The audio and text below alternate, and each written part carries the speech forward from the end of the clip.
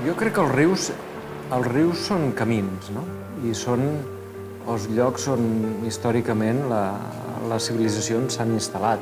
No? Vull dir, llavors són com les artèries, no? Són com la sang, diguéssim, del que és la pròpia civilització, no?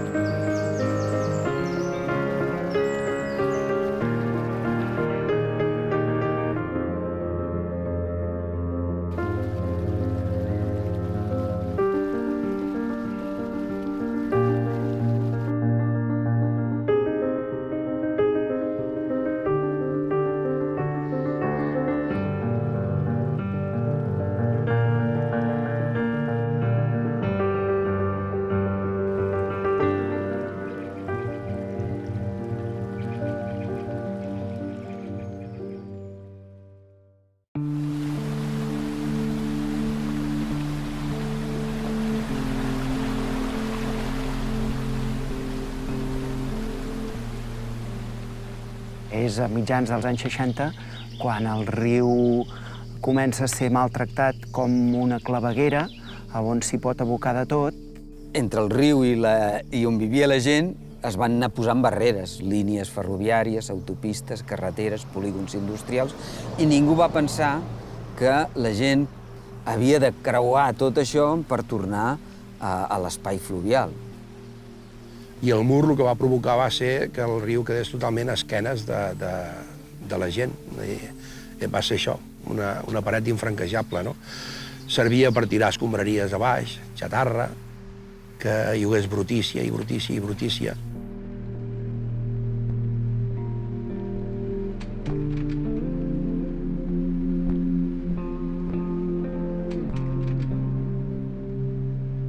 Som fills de l'època. Llavors s'han fet les coses segons es pensava que s'havien de fer en aquella època, i dic als anys 70. Hi havia el concepte de capacitat del riu, és a dir, només es pensava que allò hi cabés l'aigua, hi capigués l'aigua i prou. I el riu no tenia... Ningú pensava en el valor ambiental del riu.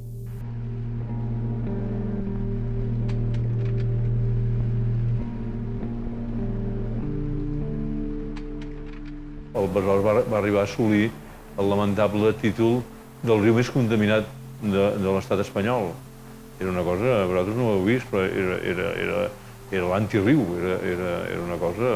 Però bueno, jo quan vaig arribar aquí, pels rius baixaven, no sé, diguéssim líquids, de colors negres, de colors marrons...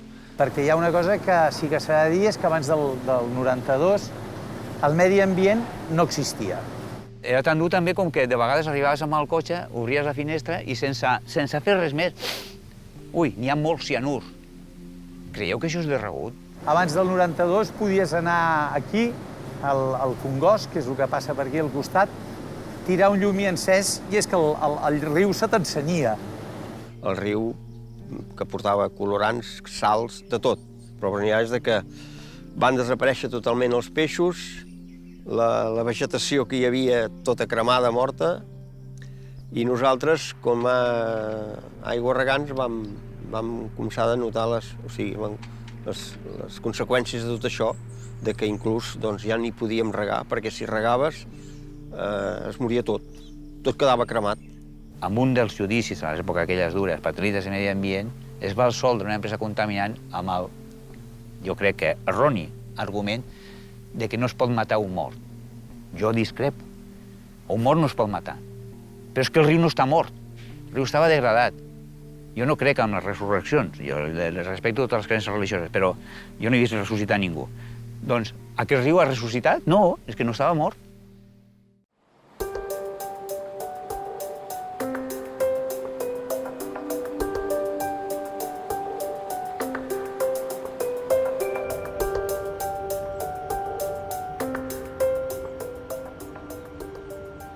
Pràcticament totes les poblacions de Catalunya llançaven les aigües sense depurar el riu. Que la primera llei que aprova el nou Parlament de Catalunya, per unanimitat, és la llei del sanejament. És la llei que diu, senyors, tenim els rius tan bruts que hem de fer alguna cosa per depurar-los? Jo penso que hi havia una cosa de que havíem de ser implicats perquè ens afectava a tots. Tant afecta a persones grans, a rics, a pobres. Un sol municipi no pot arreglar-ho, ni dos ni tres. Havia de ser tots.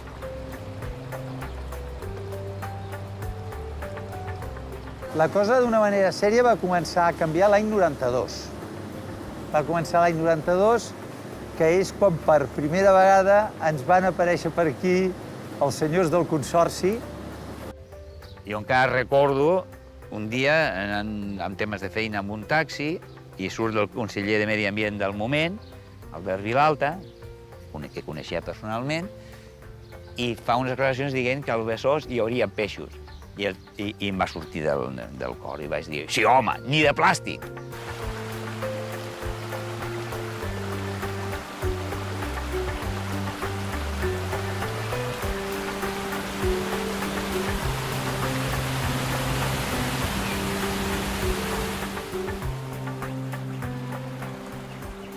A mi em fa l'efecte que amb tota la tasca que s'ha fet des del Consorci, tots plegats hem tornat a mirar el riu, a redescobrir el riu, una mica com Barcelona va redescobrir el mar l'any 92, que també li era un pati del darrere, que ara ens sembla insòlit, no? Però va ser bastant així. Jo crec que la gent, doncs això, ha passat de patir el riu, tots aquells problemes de mal aspecte, d'escumes, després de males olors, a tenir la possibilitat de gaudir-ne. Molta gent en gaudeix del riu, molta gent utilitza aquests camins fluvials i això fa que la gent el percebi com algú a conservar i com algú a tenir en consideració dintre les seves vides i dintre les seves pautes d'actuació.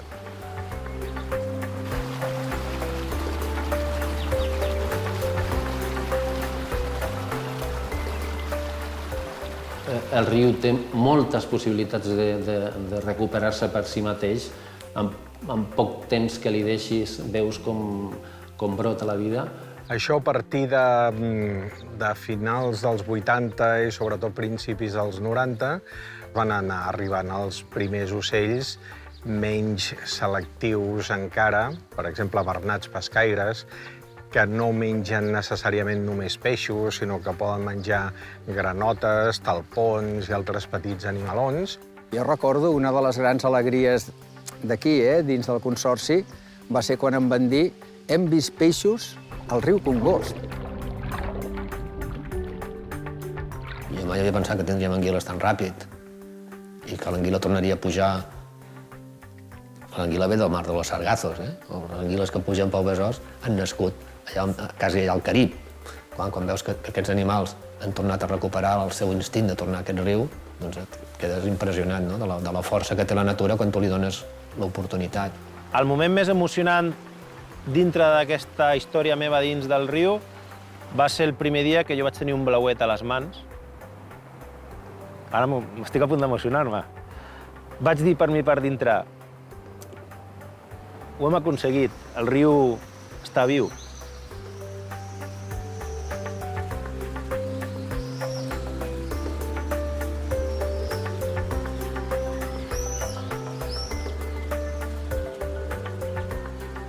El pastís es va fent amb esforç, amb molts de diners, molts d'esforç, amb professionals, amb ajuda de diferents col·lectius, però, clar, tu has de tenir la prova del nou per dir això funciona, si tot això que he fet funciona, i la forma sovint de mirar-ho és quan hi ha el top predator, el predador de dalt, que és el que acaba de regular i el que no arriba fins al final, fins que no tens tot el castell fet, no arriba la xaneta. Doncs la xaneta és la llúdriga.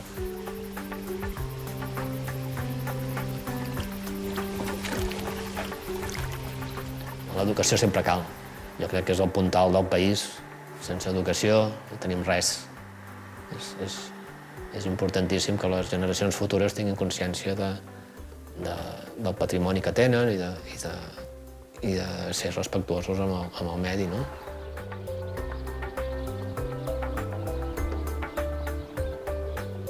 Quan anem a fer visites a les depuradores, d'entrada la primera reacció, bueno, com no, quina peste, Però, bueno, trobo que és una de les activitats, per mi, més claus a l'educació, perquè almenys un cop a la vida visitar una depuradora i entendre què se'n fa de la teva aigua residual, doncs és molt necessari.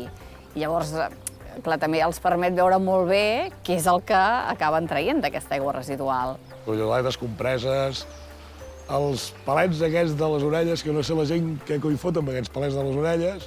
Jo potser perquè no fan servir, però és que a milions, no sé.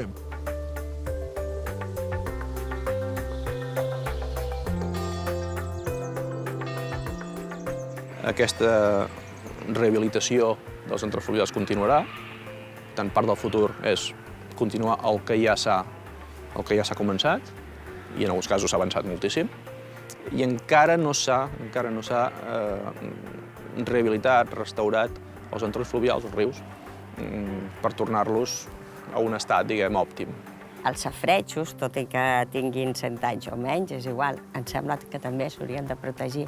I les basses, també, És convertir els rius en un recurs, genèricament parlant, cultural. Educatiu, de coneixement, d'ús social, d'oci, etc.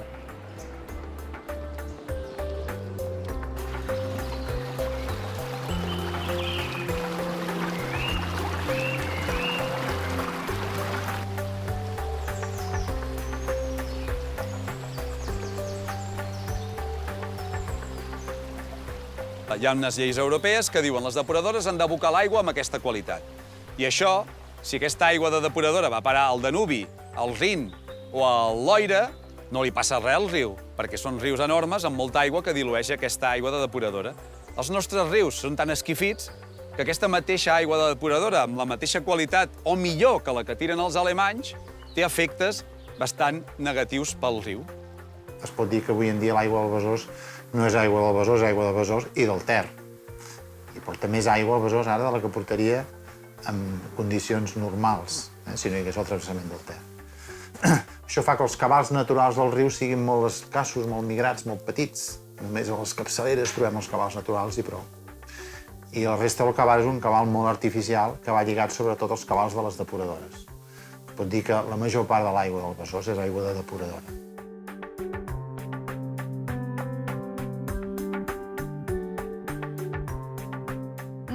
No sé per què pensava que l'aigua que sortia de la depuradora podria estar més bruta.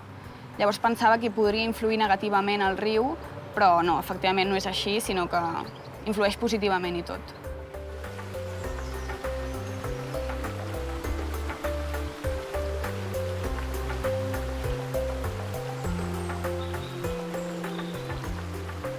Jo crec que va ser un fet important poder visualitzar el mapa de la conca del Besòs i que era una cosa de tots, i que si fallava una pota, si un afluent no es prenia consciència que devia de baixar net, doncs això repercutia en tota la conca. Personalment, per mi, el gran salt és aquesta sensació de conca, de que tu ho veies aïllat i dius, no, escolta, és que això és una unitat, que és el que ens diu la directiva Marc, no? Escolta, ho has de considerar integralment i en aquest sentit el Consorci va per davant, perquè la directiva Marc ens ho diu el 2000 i el Consorci ja té 30 anys.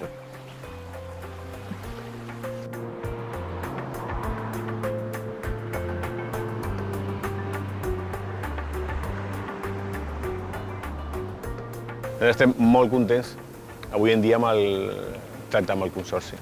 Quan tenim algun problema analític o d'emissions, sempre tenim oberta la porta del Consorci i sempre som molt col·laboratius en aquest sentit.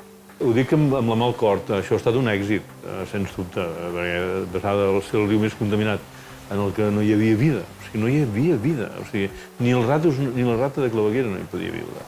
Jo de vegades penso que si el Consorci fos una entitat americana i vingués aquí i ens expliquessin què fan, la gent s'aixecaria i aplaudiria, no? Passa que és nostre i està per aquí, no, però està molt bé, realment està molt bé.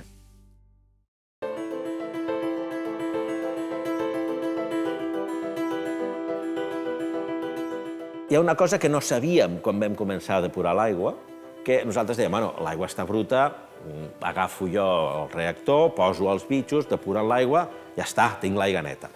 I se n'adonen que, clar, els organismes que depuren l'aigua, clar, tu no els pots llançar al riu, els separes i els apartes. Clar, els apartes, i van haver de fer un segon pla de sanejament, que era, hem de tractar ara els organismes aquests, que costava més diners que depurar l'aigua. La percepció que tenim i que compartim amb el Consorci, volem fer coses, és com plantejar-nos la millora de la gestió dels residus.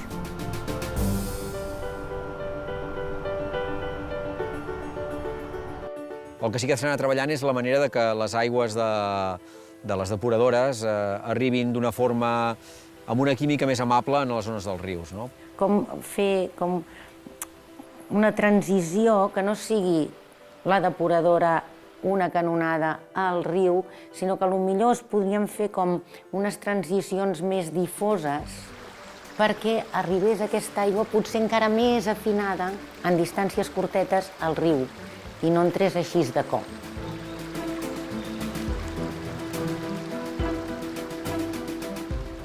En un lloc que plou uns 600 mil·límetres, però l'evapotranspiració potencial dels arbres és de 2.000, vol dir que tota l'aigua que plou se l'emporten els arbres.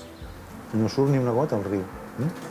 Llavors, clar, la gestió del bosc, de manera que no sigui massa dens, que pugui extreure fusta, que hi hagi un control entre la quantitat de fusta que tens i l'aigua que necessiten els arbres i l'aigua que tu vols portar al riu, això és molt important. No és una cosa que ara no es fa, això, I a més de no fer-se, és que ni tan sols se'n vol parlar.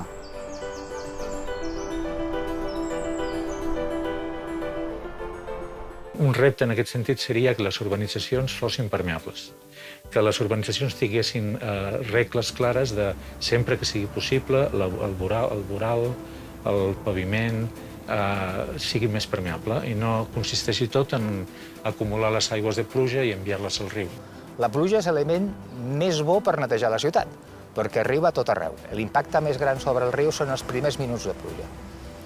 Doncs una alternativa que s'està fent servir a molts països és amagatzemar en algun puesto especialment construït a l'efecte a l'escorrentiu l'aigua associada a aquests primers minuts de pluja, 10, 15, 20 minuts, i que és la més contaminant. I aquesta te la guardes, la resta arribarà al riu, segurament, però l'impacte possiblement serà més petit i aquests volums de pluja, d'aigua de pluja que t'has amagatzemat en aquests elements, que s'anomenen dipòsits de retenció o tancs de retenció, quan passa l'episodi de pluja, l'envies a poc cap a la planta depuradora, el tractes i redueixes molt l'impacte sobre el riu.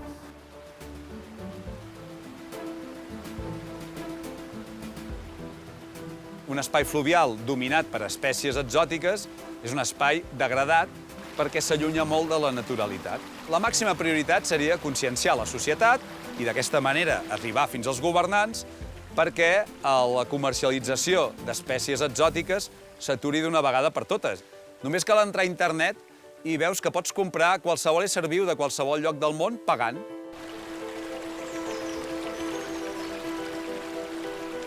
I també una altra cosa que milloraria la riquesa d'ocells i, per extensió, la biodiversitat en general seria l'entorn. Restaurar bosc de ribera, que se n'ha perdut moltíssim, i àrees naturals, llocs on el riu es pogués obrir una mica, fer meandres, aiguabarrejos d'aquests que van molt bé, per exemple, per limícoles, que són els ocellets que van per l'aigua i van sucant, caçant bitxets.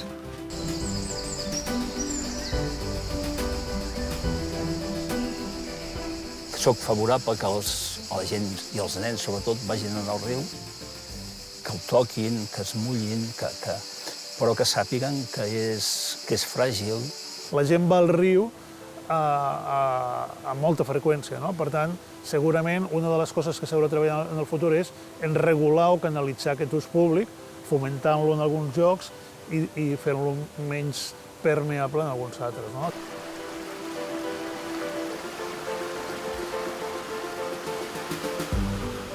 Nosaltres ens hi girarem o no ens hi girarem, el maltractarem o no, però és perseverant, és un organisme viu que hi serà esperem que pels anys tots passarem, però el riu hi seguirà sent. I, per tant, el riu és d'una fidelitat brutal.